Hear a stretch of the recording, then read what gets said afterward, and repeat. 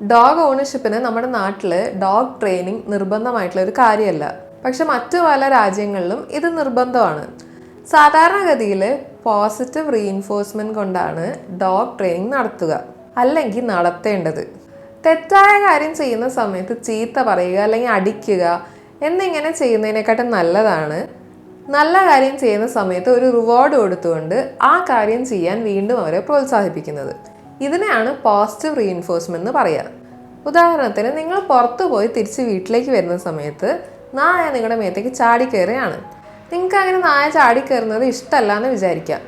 അല്ലെങ്കിൽ ഭാവിയിൽ നിങ്ങൾക്കത് ഇഷ്ടമാവാൻ സാധ്യതയില്ല എന്ന് വിചാരിക്കാം. ഇപ്പോൾ അവൻ നമ്മുടെ മേത്തേക്ക് ചാടിക്കയറുന്ന കുഴപ്പമുണ്ടാവില്ല. ഒരു ഹെവി ബ്രീഡായിട്ടുള്ള നായ ആവുന്ന സമയത്ത് കുറച്ചും കൂടെ വലുതായതിനു ശേഷം ഇതുപോലെ ചാടിക്കയറുകയാണെങ്കിൽ നമ്മൾ ചിലപ്പോൾ വീഴാനുള്ള സാധ്യത വരെ ഉണ്ട്. അങ്ങനെയുള്ള അവസരങ്ങളിൽ നമ്മൾ ദേഷ്യപ്പെട്ട് അവർ ചാടിക്കയറുന്ന സമയത്ത് ചൂടാവുന്നതിനെക്കാട്ടും നല്ലത് സ്റ്റേ അല്ലെങ്കിൽ സിറ്റ് കമാൻഡ് കൊടുത്തതിന് ശേഷം അവരെപ്പോൾ അത് അനുസരിക്കുന്നോ ആ സമയത്ത് അവർക്കൊരു ട്രീറ്റ് കൊടുക്കുന്നതായിരിക്കും.